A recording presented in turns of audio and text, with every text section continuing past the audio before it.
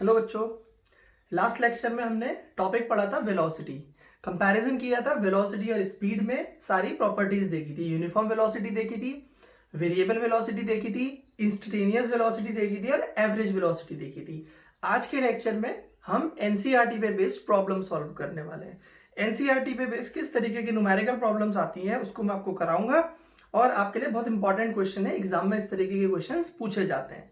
अभी हम इस लेक्चर में दो प्रॉब्लम डिस्कस करने वाले हैं जो दोनों की दोनों एनसीईआरटी पे बेस्ड है। तो यहाँ पे ध्यान दीजिए, आप अगर क्वेश्चन की बात करते हैं तो आपको इस तरीके से क्वेश्चन दिया गया है। The position of an object moving along x axis is given by। आपके पास कोई ऑब्जेक्ट है जो x एक्सिस के अलोंग मूव कर रहा है, उसकी पोजीशन उन्होंने x is equal to A plus B T square के फॉर्म में दे दी है। मतलब पोजीशन को आपका t का फंक्शन बना रखा है। टाइम जैसे जैसे चेंज होगा वैसे वैसे पोजीशन भी चेंज होगी। जैसे आप यहाँ t इक्वल टू 1 लिखते हैं तो x की वैल्यू अलग आएगी, t इक्वल टू 2 लिखते हैं तो x की वैल्यू अलग आएगी। तो आपको बोला उसने कि पार्टिकल x एक्सिस में मूव कर रहा है और उसके लिए उसने क्या क्या बोल दिया आपको कि x equal to A plus B T square बोल दिया है। और इसमें a और b की वैल्यू आपको दी है। Where a is equal to, a और b की वैल्यूज उसने आपको गिवन की है क्वेश्चन में। 8.5 मीटर एंड b 2.5 मीटर पर सेकेंड स्क्वायर, ये इसकी यूनिट है। And time is measured in second, ये आपको दिया हुआ है कि टाइम आपका सेकेंड में मेजर हो रहा है। ठीक है, अब आप ध्यान से समझने की कोशिश करना। व्हाट इज इट्स वेलोसिटी, आपको व्हाट इज इट्स वेलोसिटी निकालना है। देखिए, व्हाट इज इट्स वेलोसिटी पहला आपको बताना है t इक्वल टू 0 सेकेंड पे, और सेकेंड बताना है आपको t इक्वल टू 2 सेकेंड पे। दो क्वेश्चन, दो तो इसके पार्ट ऐसे ही आपने सॉल्व करने हैं। एक बार इसको सॉल्व करना है t इक्वल टू 0 सेकेंड पे बताना है, और एक बताना है t इक्वल टू 2 सेकेंड पे। आपको इसने पूछा गया है t इक्वल टू 0 सेकेंड पे और t इक्वल टू 2 सेकेंड से। और आपसे पूछा जा रहा है, थर्ड है, इसी में थर्ड क्वेश्चन पूछा जा रहा है, what is average velocity between t equal to 2 second and t equal to 4 second। तो t equal to 2 second और 4 second के बीच में, इस टाइम के बीच में उसने आपसे पूछी है एवरेज वेलोसिटी क्या होती है। तो आप समझने की कोशिश करिए। आपको उसने क्या दे दिया है, एक फंक्शन दिया हुआ है x का। तो अब यहां समझने की कोशिश करते हैं। सबसे पहले आपको x equal to A plus B T square दे रखा है। वेलोसिटी क्या होती है आपकी, वेलोसिटी का फॉर्मूला होता है dx अपॉन dt। देखिए, थोड़ा सा ध्यान से समझना, D by D T differentiation का मतलब होता है चेंज। अगर आपको मैथमेटिकली चेंज को लिखना है, जैसे फॉर एग्जांपल मैं बात करता हूं, सन है, ये अर्थ है, तो अर्थ जो है सन के अराउंड अपनी पोजीशन को चेंज कर रही है। Change in position is called motion. ठीक है, तो अगर उस चेंज को मुझे मैथमेटिकली लिखना, मैंने कहा अर्थ अभी यहाँ पे है, अर्थ अब यहाँ चलेगी, उसके चेंज को मुझे मैथमेटिकली लिखना था, तो मैंने डी बाई डी टी की फॉर्म में लिखा, डिफ्रेंशिएशन की फॉर्म में लिखा है। तो यहाँ पे dx अपॉन dt का मतलब होता है कि change in x with respect to time, and change in x मतलब पोजीशन। जैसे पार्टिकल उसने कहा ऑब्जेक्ट आपका x एक्सिस में चल रहा है, तो अगर यहां से यहां जा रहा है तो पोजीशन में चेंज हो रहा है, और चेंज इन पोजीशन मोशन कहलाता है और वो वेलोसिटी देगा। ठीक है, dx अपॉन dt।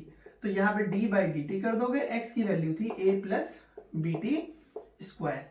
अब यहाँ पे आपके लिए जरूरी हो जाता है थोड़ा सा डिफरेंशिएशन की नॉलेज होना। ठीक है, हम इसको यहाँ पे इस तरीके से लिख सकते हैं। देखिए, अलग अलग फंक्शंस में लिखो इसको, डी बाई डी टी यहाँ पे a plus D by D T B T square, और इसको आप D by D T A रहने दीजिए प्लस बी देखिए कांस्टेंट है, उसकी कांस्टेंट वैल्यू कांस्टेंट बाहर आ जाएगा, D by D T of T square. अब आपको मैं डिफरेंशिएशन थोड़ा सा समझा देता हूँ, ठीक है। आप यहाँ पे समझना थोड़ा सा डिफरेंशिएशन की कहानी कि डी बाई डी टी अगर कांस्टेंट का करना है, डिफरेंशिएशन का मतलब होता है बच्चों चेंज करना, चेंज होना, ठीक है।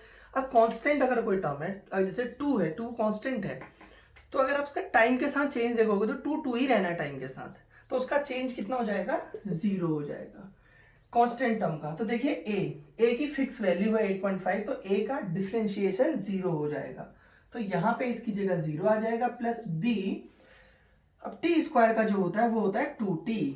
तो अब इसके लिए फॉर्मूला लगता है, जैसे d अपॉन डी टी है, t raise to the power n है, तो फॉर्मूला होता है n t raise to the power n minus 1। क्या मतलब होता है, पावर आपकी आगे आ जाती है और पावर एक से कम हो जाती है, तो यहाँ पे स्क्वायर है तो 2 आगे आ गया और पावर 2 माइनस 1 1 रह गई, यानी कि 2t हो गई। तो यहाँ पे हम वेलोसिटी की बात करते हैं तो कितने आ गई है ये, 2bt। तो इसको लिखते हैं हम लोग velocity is equal to 2bt। चलिए आपके पास वेलोसिटी का फॉर्मूला आ गया है। अब आपसे वेलोसिटी उसने पूछी है दो जगहों पे, ठीक है। मैं इसको हटा रहा हूं स्टार्टिंग की 2 लाइन की, अभी फिलहाल कोई जरूरत है नहीं।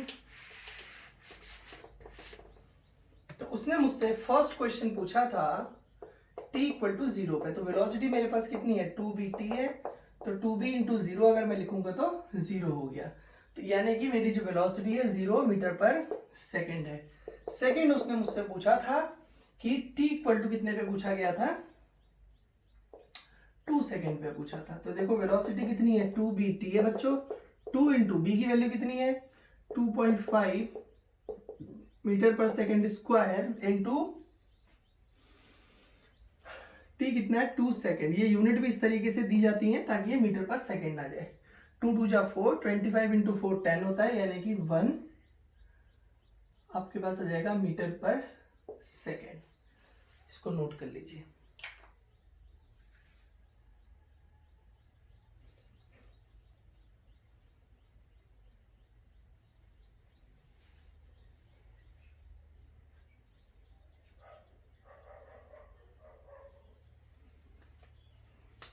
टू बीटी लिखा, 2 2 जा 4, 25 4 जा आपका हो जाएगा कितना 10 होगा, 100 हो जाएगा। 100 में 10 लिखना था, मैंने 1 लिख दिया गलती से, तो इसको हम लोग 10 लिख देते हैं, ठीक है। 10 मीटर पर सेकेंड हो जाएगा, ठीक है बच्चों। 2 हमने निकाल दिए, अब हमें निकालनी है, हमको निकालनी है अब यहां से जो हमारा थर्ड पार्ट है।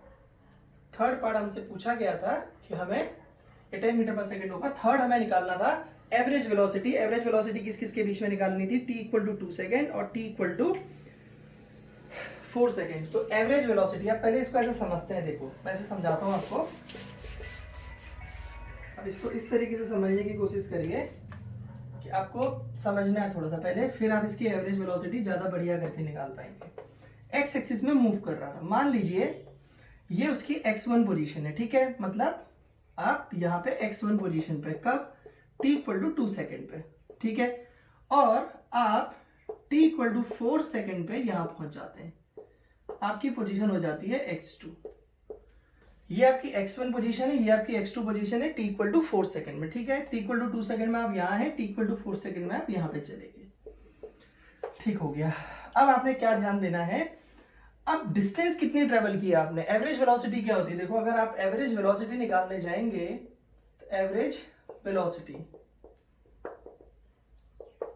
तो total displacement upon total time, total displacement upon total time. तो बच्चों डिस्प्लेसमेंट, सपोज इस पॉइंट को मैंने ए कह दिया, इसको बी कह दिया, तो डिस्प्लेसमेंट आपका ए बी तो हो गया, और टाइम इसको मैं t1 कह देता हूं, इसको मैं t2 कह देता हूं। तो इसको आप बोल दोगे टाइम कितना हो जाएगा t2 माइनस t1, और ए बी जो डिस्प्लेसमेंट है उसको मैं x2 minus x1 upon t2 minus t1 लिख सकता हूं। यानी कि अगर मैं इसमें से इसको माइनस करूंगा तो मेरे पास ये वैल्यू निकल के आएगी, तो ये आपके पास आ रहा है x2 माइनस x। अब आप देखिए x क्या दिया था आपको, आराम से समझिए। x था आपका a plus B T square, तो आपकी t1 इक्वल टू अगर 2 सेकेंड लिखोगे तो x1 आएगा, वो आएगा a plus B into 2 square. 2 2 जा 4, तो a प्लस 4 भी आ जाएगा। और ऐसे ही अगर आप लोग रख देते हैं यहाँ पे t इक्वल टू 4 सेकेंड रख देते हैं, तो आपका x2 आ जाएगा, वो आएगा a plus B into 4 square, यानी कि a प्लस 16b। तो इस तरीके से देखिए आपने x1 और x2 को फाइंड आउट कर दिया है। ठीक है, अब आपके पास क्या था, एवरेज वेलोसिटी का जो फॉर्मूला था v एवरेज, तो v एवरेज में आप लोग यहाँ पे रखने वाले हैं x2 माइनस x1। x2 कितना है आपका a plus 16b minus a plus 4b upon, यहाँ पे कितना हो जाएगा आपका एक आपका 4 सेकेंड था, 4 माइनस 2, तो अब यहां ध्यान दीजिए a plus 16b minus a और माइनस 4b अपॉन 2।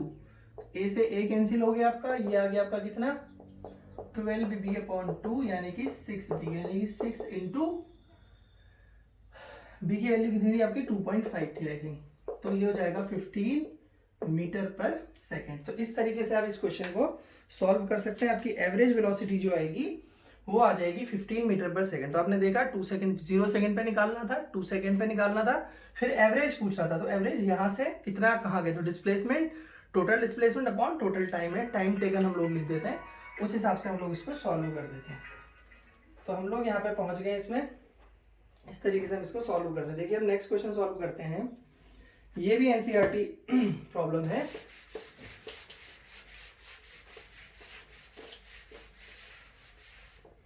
ये क्वेश्चन क्या कहता है देखिए, a car is moving along x axis, as shown in figure, इसके लिए भी फिगर में दिया हुआ है, ये भी आपका एनसीईआरटी बेस्ड प्रॉब्लम है। ठीक है, देखिए मैं इसका सीधे सीधे यहाँ पे डायग्राम बना देता हूँ, और इसको डिफाइन में ज्यादा कर नहीं रहा हूँ, मैंने सीधे यहाँ पे 0, इधर 2, इधर 4, इधर 6, 8, 10, 12, 14, 16 ऐसे करके इधर बना दिए। ठीक है, और ये जो हमने एक्सिस बनाई हुई है हमारे पास, ये हमारे पास 18 और इधर हमारे पास 20 सेकेंड हो गया, ये हमने एक्स एक्सिस बना दी, यहाँ पे हमारे पास ओरिजिन हो गई O, तो ये हमारे पास OX हो गया 0, 2 और इस तरीके से दिया हुआ है। तो जो डिस्प्लेसमेंट हमारे पास है यहाँ पे 0 है, यहाँ पे 40, यहाँ पे 80, यहाँ पे आपका 120, 160, 200, 240, 280, 320, 360 और इधर आपका 400 उन्होंने इस तरीके से दिया। मतलब अब ये जो कार का मोशन है 0 सेकंड में डिस्प्लेसमेंट उसका 0 है, 2 सेकंड के बाद 40 डिस्प्लेसमेंट हो जाता है, 40 मीटर का डिस्प्लेसमेंट, 4 मीटर के बाद 80, 6 के बाद 120, इस तरीके से वो कार आपका मोशन कर रही है, उसका ये डिस्प्लेसमेंट आपको मीटर में गिवन है। मतलब आप शायद समझ रहे होंगे कि 2 सेकंड के बाद 40 मीटर, 4 सेकंड के बाद 80 मीटर, इस तरीके से उसने मोशन को किया हुआ है। अब आपसे सीधे जो क्वेश्चन पूछा जा रहा है मैं उस पर डिस्कस करता हूं। यहाँ पे इन्होंने एक पॉइंट Q बना दिया है, 12 सेकंड के पास एक पॉइंट Q बना देते हैं और एक 18 सेकंड के पास पॉइंट P बना देते हैं। आपको फाइंड क्या करना है, सीधे फाइंड देखिए, मतलब कार ऐसे चल रही है, O से इस तरीके से चल रही है। ठीक है, अब आपसे क्या पूछा जाता है, देखिए पहला पूछा जा रहा है what is average velocity and average speed of the car, find, या ऐसे लिख दो what is average speed and velocity of car. ठीक है, आपसे एवरेज वेलोसिटी और स्पीड पूछा गया है, 2 क्वेश्चन बनाए गए हैं। पहला मतलब दोनों में आपको एवरेज स्पीड एंड वेलोसिटी बताना है। पहला क्वेश्चन आपके पास ये दिया हुआ है उसने, from O to P, car in going from, first है O to P, आपसे पूछा जा रहा है कि O से P जाने में एवरेज स्पीड क्या होगी और एवरेज वेलोसिटी क्या होगी, ये बताओ। और सेकंड आपसे पूछा जा रहा है from P to Q, from O to P and return to Q। अब इसके सोल्यूशन की बात करेंगे हम लोग, पहले समझ लेते हैं क्वेश्चन को थोड़ा सा और बढ़िया करके। पहला क्वेश्चन है O से P जाने में बताना है, दूसरा क्वेश्चन, पहले अब O से P कार जा रही है, फिर P से वापस वो Q तक आ रही है, तो O से P जाना और P से वापस उसका Q आना, इसमें आपको पूछा जा रहा है। अब आपने क्या करना है, देखिए, तो कार कहाँ मूव कर रही है, एक्स एक्सिस के अलॉन्ग मूव कर रही है, एवरेज स्पीड बतानी है, वेलोसिटी बतानी है कार की from O to P and from O to Q, इस तरीके से हमने सॉल्व करना है। पहले मुझे एवरेज स्पीड निकालनी है, फर्स्ट पार्ट के लिए एवरेज स्पीड। एवरेज स्पीड का फॉर्मूला क्या था, total distance upon time taken, total distance upon time taken. तो कहां से कहां जा रहे हो, O टू P, तो OP हो गया, अपॉन टाइम कितना है यहां से यहां जाने में, ये नीचे वाले जो है ये वैल्यू टाइम दिखा रहा है 18, तो OP वैल्यू कितनी है आपकी 360, तो यहीं पे लिख देते हैं 360 अपॉन 18, तो 20 मीटर पर सेकेंड हो गया। ठीक है, आपके पास एवरेज स्पीड आ गई। फिर आपको पूछा गया है दूसरा एवरेज वेलोसिटी। एवरेज वेलोसिटी वो होता है total displacement upon time taken, तो डिस्प्लेसमेंट कितना है, O से P तो जा रहा है इसमें भी, OP अपॉन सेम 18, तो 360 अपॉन 18, और यहाँ पे भी आपका 20 मीटर पर सेकेंड हो जाएगा। तो फर्स्ट पार्ट का आंसर तो सीधा सीधा है, स्पीड O से P जा रहे हैं तो स्पीड भी आपकी 20 मीटर पर सेकेंड आ जाएगी और वेलोसिटी भी आपकी 20 मीटर पर सेकेंड आ जाएगी। अब बात करते हैं सेकेंड पार्ट की, तो जल्दी से इसको नोट कर लीजिए, फिर मैं सेकेंड पार्ट सॉल्व करा रहा हूं।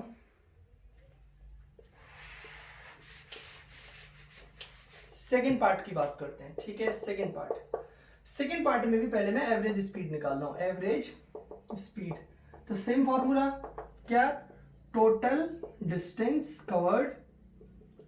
Covered upon time taken. अब आराम से आप इस क्वेश्चन को यहां ध्यान दीजिए। अब आपने क्या करना है आप टोटल डिस्टेंस कवर्ड की बात कर रहे हैं, तो आप कहां से कहां जा रहे हैं, देखिए आपको बोला गया है कि अब O से P जाना है, O से P और P से फिर रिटर्न होना है Q तक, तो OP प्लस PQ आपने करना है।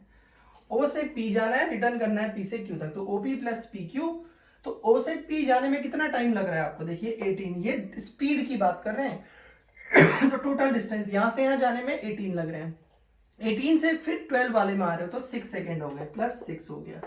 तो OP डिस्टेंस कितनी है, देखो 360, प्लस ये वाली जो डिस्टेंस है कितनी है, देखो यहाँ पे 360 में से 240 माइनस करोगे, क्योंकि टोटल 360 है, टोटल 240, तो माइनस करोगे तो 120 अपॉन 24,